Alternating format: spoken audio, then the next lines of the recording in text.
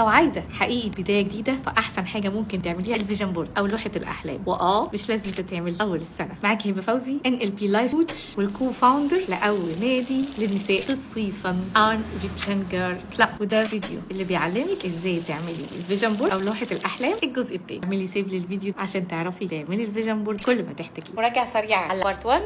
عملنا الفيل اوف لايف عشان نبص على حياتنا من فوق، قلنا بالتفاصيل وكتبنا في كل جانب ايه اللي عجبنا وعايزينه يكمل معانا وايه اللي مش عاجبنا وعايزينه يبقى ازاي، عشان بدايه جديده مش معناها شيفت ديليت للي فات. بنختار 3 جوانب اللي مش عاجبنا في حياتنا وبتحط لكل جانب 3 اهداف واضحين محددين، ونختار اهم 5 ونعصرهم نختار اهم 3، ثم بنقرر مين اهم هدف على الاطلاق عشان تعرفي تحدديه. جاوبي على السؤال ايه اللي لو بدات تغيريه دلوقتي حياتك هتتغير 180 درجه، وده اللي هنشتغل عليه النهارده. اكتبي هنا اهم هدف. ليه ده اهم هدف؟ عشان يكون عندك دوافع وتحفيز قوي يساعدك على الاستمراريه للوصول لاهم هدف. ثم هتكتبي امتى هتبداي فيه، امتى هتخلصيه، وهتعمليه فين. ثم بوعد منك ليكي على تحقيق الهدف ده. ما تنسيش تكتبي خلاص. تفتكري خلصنا؟